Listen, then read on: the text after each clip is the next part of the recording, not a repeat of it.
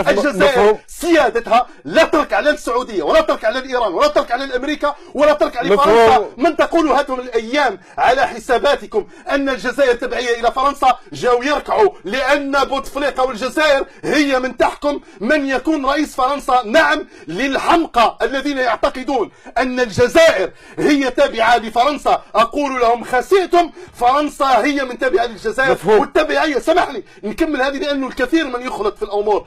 الان جوبي جاء للجزائر يستبرك لكي يكون رئيسا في فرنسا، وبعثوا بعده رئيس بلديه باريس. رئيس بلديه باريس اكثر من دوله. رئيس بلديه باريس اسمع، ما تخلطوش ما تلعبوش بالناس. سمح لي في هذا. رئيس بلديه باريس شكون هي؟ ان ايدالغو هي مرشحه للرئاسيات، هي في اليسار. لما جاء جوبي هنا الى الجزائر ليأخذ موافقه رئيس جمهوريه الجزائر لكي يساعده كما ساعد ساركوزي كان رئيسا على فرنسا واقلع القذافي بمساعدته.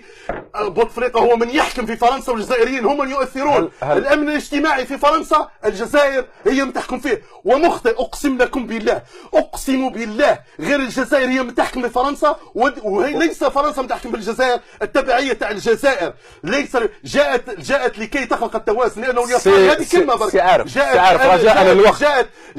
جاءت رئيس بلديه فرنسا اليساري. ليس باريس اقوى من دوله باريس، مقاطعه باريس اقوى من دوله. انتم تهمشون بكلام وتلعبون على الشعارات.